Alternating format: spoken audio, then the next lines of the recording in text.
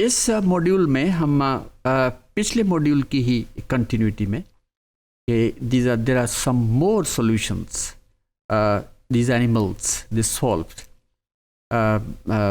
in a fluctuating environment.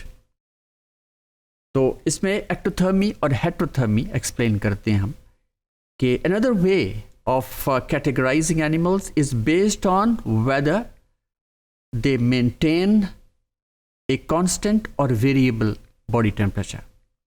यानी किस तरह ये अपने एनिमल्स जो एनिमल्स हैं ख़ास तौर पे जो हेटरोथर्म ये मेंटेन करते हैं बॉडी टेम्परेचर को. Although most endotherms are homeotherms, यानी maintain the relatively constant body temperature, जैसे birds और mammals हैं, also called they are warm-blooded animals, and most ectotherms are heterotherms.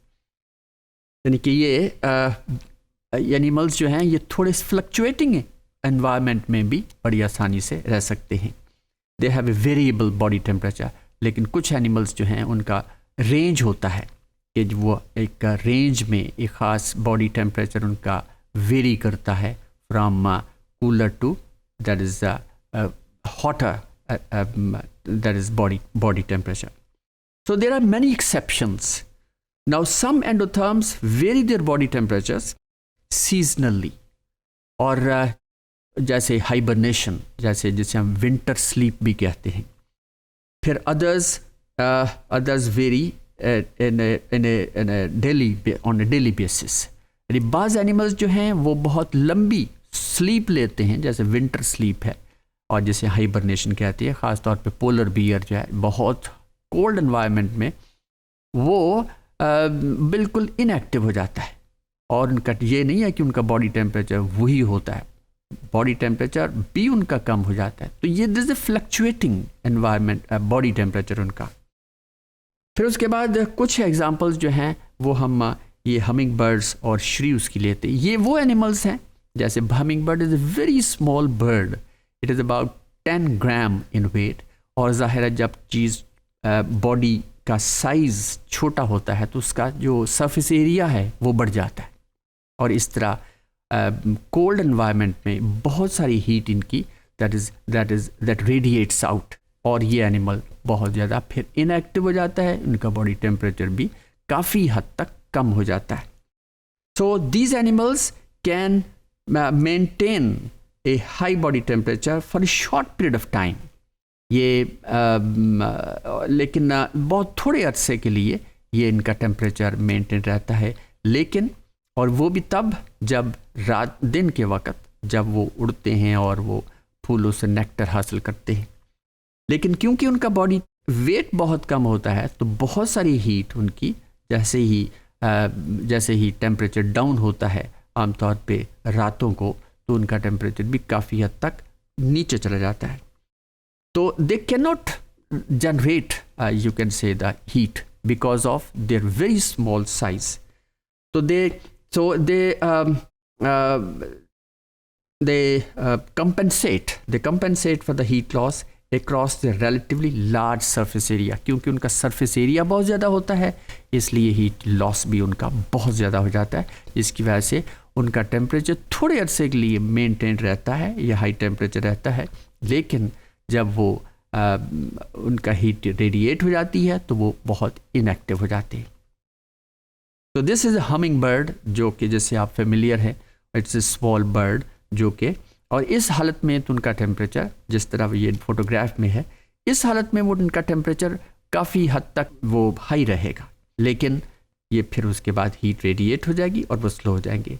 तो hummingbirds must devotes much of the day to, और ये जो temperature जब high हो जाता है तो वो ज़्यादा एक्टिव हो जाते हैं और वो फिर ज़्यादातर टाइम लगाते हैं to get that is food, to get food. और वो भी आमतौर पे आप देखो कि हाई कैलोरी फूड इस्तेमाल करते हैं, ख़ास तौर पे नेक्टर जो कि high calorie food, it is rich source of you can say energy as a constant energy source for metabolism.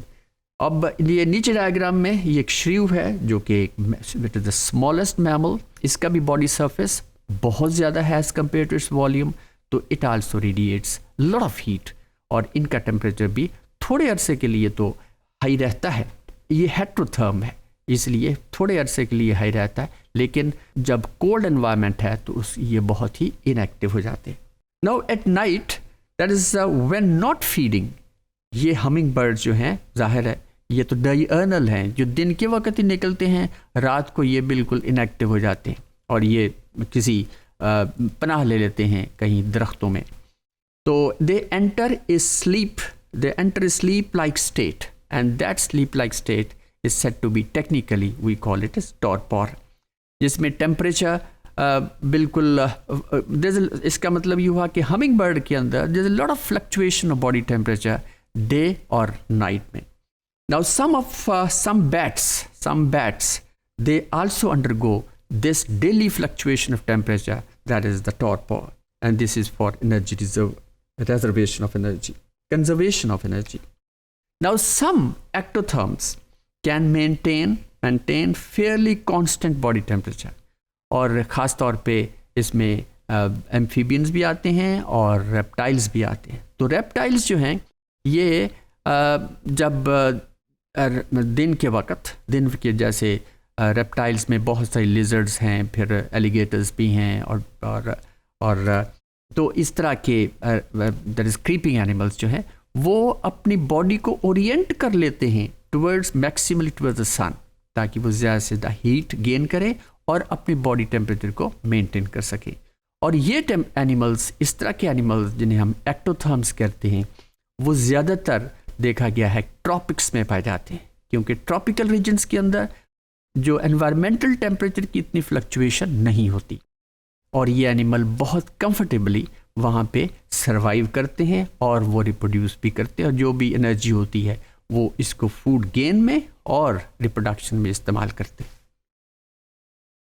Now in general ectotherms they are more common, ये चीज़ हमने जिक्र कर लिया कि ट्रॉपिक्स में पाए जाते हैं.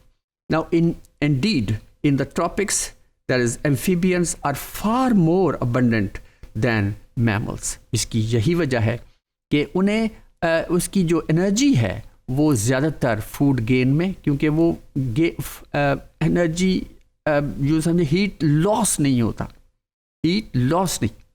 होता, और इसलिए वहाँ पे ये एम्फीबियंस होते भी एक्टिव हैं और ज़्यादा बहुतात में हैं, उनकी पॉपुलेशन बहुत ज़्यादा है इन ट्रॉपिक्स के अंदर. Now conversely, in moderate to cooler environment, endotherms have a selective advantage and more abundant. They are more abundant. Now high metabolic, that is the rates and insulation allows them to occupy even the polar regions and polar bears जो हैं. और ये जो कुछ animals जैसे mammals हैं, तो वो एनिमल्स जो हैं ये बहुत ही कूल कंडीशंस में रहते हैं. वहाँ के टेम्परेचर जो है, जैसे मैंने कहा कि ये -35 या 45 तक चला जाता है. तो ऐसे माहौल में इस तरह के एनिमल्स जो हैं वो बहुत इनएक्टिव हो जाते हैं और they undergo the process which is called as hibernation. और ये पोलर बियर्स जो है they hibernate. Then in fact the efficient,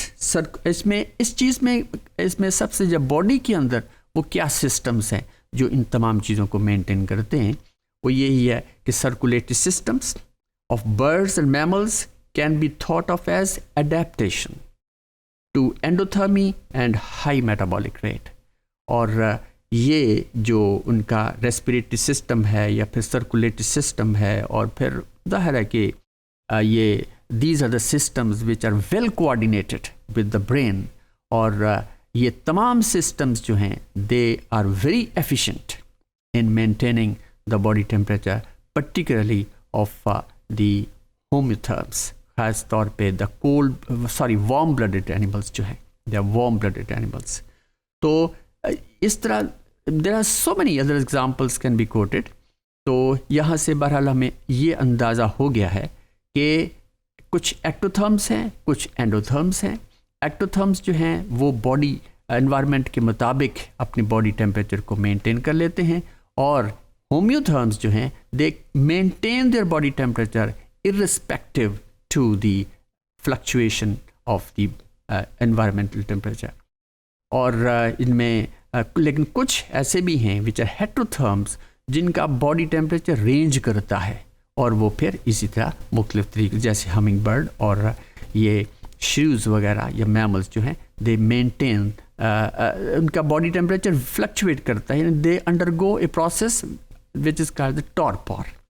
और फिर दूसरी बात कि हायर मैमल्स जो हैं वो हाइबरनेट कर लेते हैं अपने आप को, विंटर स्लीप, और वो बिल्कुल जब एक्टिव होते हैं तो उनकी फूड इनटेक भी बढ़ जाती है, और जब हाइबरनेट करते हैं तो वो ना होने के बराबर, और वो जो एक किस्म की फ़ैट बन जाती है और वही फ़ैट इस्तेमाल करते हैं during their life activities to maintain, जैसे एक से कहते हैं कि बेसिक मेटाबॉलिक रेट चलता रहता है। So this is all about, that is the solutions जो कि ऐसे जो कि एनिमल्स अपने प्रॉब्लम्स को, ख़ास तौर पे टेम्परेचर के प्रॉब्लम्स को सॉल्व करते हैं। So this is all about this topic.